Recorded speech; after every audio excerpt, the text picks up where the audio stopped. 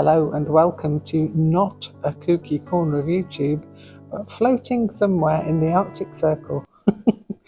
Yes, I am having a lovely time and trying to find some nice spaces where I can show my lovely friends on YouTube some of the different things that you can find when you are travelling. I'm very lucky in the fact that the ship we're on has a dedicated art room, which I'm in at the moment. So this is one of the art rooms. It's rather lovely, isn't it? Lots of room. They do watercolour in here, and they also do arts and crafts. So here's a selection of some of the books that they have on offer in this particular art room to have a look. So I thought we'd have a look together. The first one is one I've not seen before. It's called The Practical Patchwork Guide for Beginners, and it's by Varas Askuba. I hope I haven't butchered that name. And it is exactly what it says. It's a very, very practical guide. It looks like it's self-published. I could be wrong, but it does look like a self-published book. It is very detailed, lots and lots, no colour pictures in this one, but lots of information about how to put together patchwork for an absolute beginner. Common fabric cuts, whether you need to wash it, crinkly texture. So yeah, there's absolutely everything to do with learning how to make your first patchwork quilt in this book. I'm going to have a proper good read of this. I know I have made blocks and things before, but I've never actually made a proper full patchwork quilt. So I'm very interested in having a look at that. As I say, there are no colour pictures. It is lots of information, lots of diagrams to inspire you to make a start with your patchwork. That's Practical Patchwork Guide for Beginners by Varas Askuba.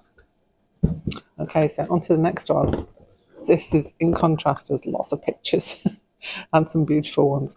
This is Stuart Hillard, Simple Shapes, Stunning Quilts. It's 100 designs to sew for patchwork perfection. Now this looks to be hardly touched. It's a pavilion book. I'm looking for the date it was published, which is probably going to be at the back. Yes. So this is published in 2019. And look at all the details in the content there. You have the technical tools and materials, 100 quilts, one patch quilts, strips and squares, triangles. There's Stuart with his introduction, and lots of eye candy. This looks to be a very, very good starter for putting together your quilt. It's so many ideas. I'm presuming it goes from easier to more difficult, but also it gives you tips on binding and things like that, things I actually do want to find out more about. So this is going to be one of my reads for today. I shall take this up to look out over the midnight sun. It was absolutely stunning. Last night we went out on board 10 past midnight, and it was hotter than the daytime, and it was just beautiful. Quite surreal because your body is telling you that it's daytime, but your brain's saying, no, you need to go to bed and go to sleep. Especially if you're going to be up at 6 in the morning, as I was. But yeah, by the by, this book, ooh, now that's an interesting one. Rainbow Rails, that looks quite a fun one. Checkerboard, That looks to be quite an easy one to do as well. I really do like this one with all the different hearts. How lovely is that? Twisted ribbons, stacked bricks.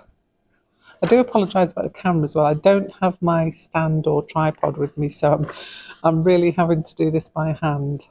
So I do apologise if I'm moving a little bit, which I know can be distracting, but we'll just have to persevere. Hope and glory. If you're feeling very traditional and you want to support your country, then box of crayons. That looks quite nice as well. Yellow Brick Road. I'm not going to go through everything, but there are, as it says, 100 ways to make up a quilt. These look quite fun. I like the Pineapple Parade. That looks like a strawberry.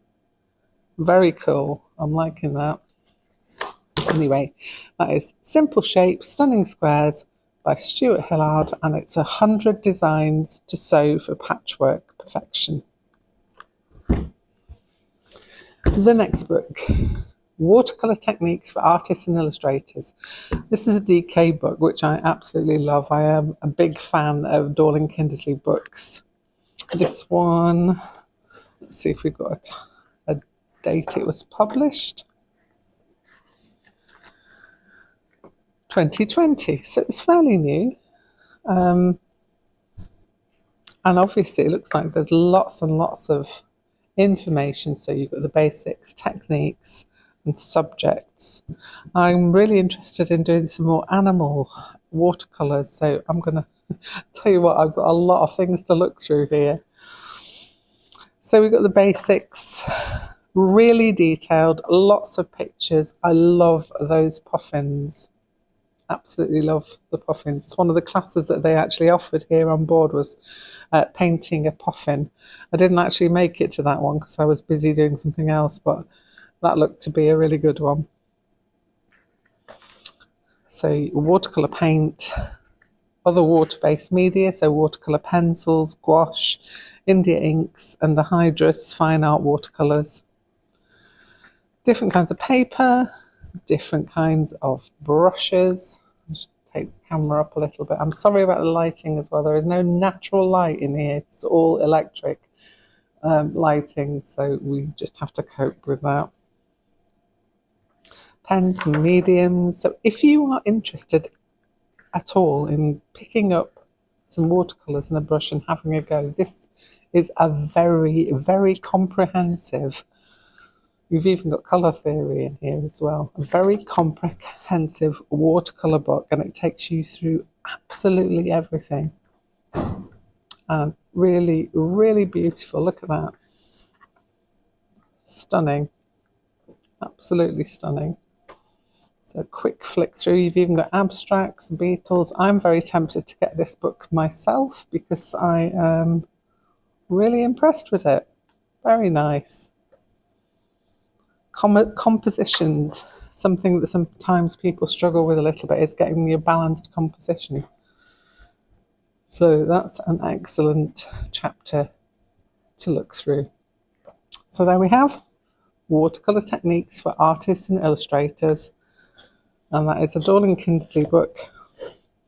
Discover how to paint landscapes, people, still lives and more. Develop your own style and you're guided by professionals. That's that one.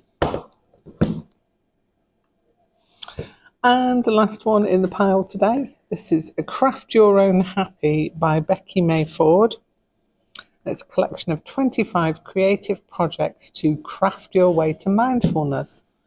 So if you want to try out something new and you want to just take a really simple project and just have a go and see if you like it or not, then this looks to be the book that you might want to have a look at. It's 2020 is when it was published. So on the page we have the introduction, the basics, anxiety makes, get outside, happy home, gratitude makes, tidy mind makes, self-care crafting and hibernate. They all sound very interesting, don't they? So you have a little introduction about how Becky got into doing all these beautiful crafts that she's displaying here. But there's a lot of very simple, quick and easy projects to do. So this one is like your basics for embroidery, embroidery hoop, finishing up your work. Daily ritual embroidery. Now this is one that I obviously do. I'm sure a lot of you friends out there also do this too. And it's just doing a little bit of embroidery. It doesn't have to be anything specific, but just doing something every day in a mindful way. Lots of projects in here. So we've got the flower wall decoration. That's basically attaching silk flowers to a canvas. An interesting idea. A needle felted unicorn keyring. See, these are really, really simple things that you can complete quite quickly, which will give you a sense of, achievement. I quite like this rainbow cross stitch guy here. So there's an outside clay leaf ring dish, pressed flower phone case. So many different things, macrame, peg prompts. Interesting idea. Origami, felt, and all kinds of different things, yarn hanging. And this is like making an embroidery patch. So lots of things to get your teeth into there and get you started on maybe a new craft that you hadn't thought of before. That's Craft Your Own Happy by Becky Mayford.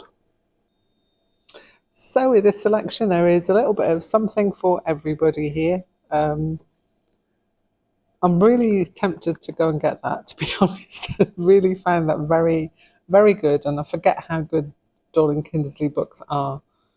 Also really tempted by this Stuart Hillard book as well. But there you go. Hope you've enjoyed having a little look at the books that are available when you're travelling by cruise ship. They also have a very dedicated library for fiction reads, so you don't have to lug a load of books with you as well, which I find very helpful. Anyway, hope you've enjoyed this. I will be back here soon, maybe still here in the art room on board ship, and I will be back here to show you something else. Have a great day. Bye for now.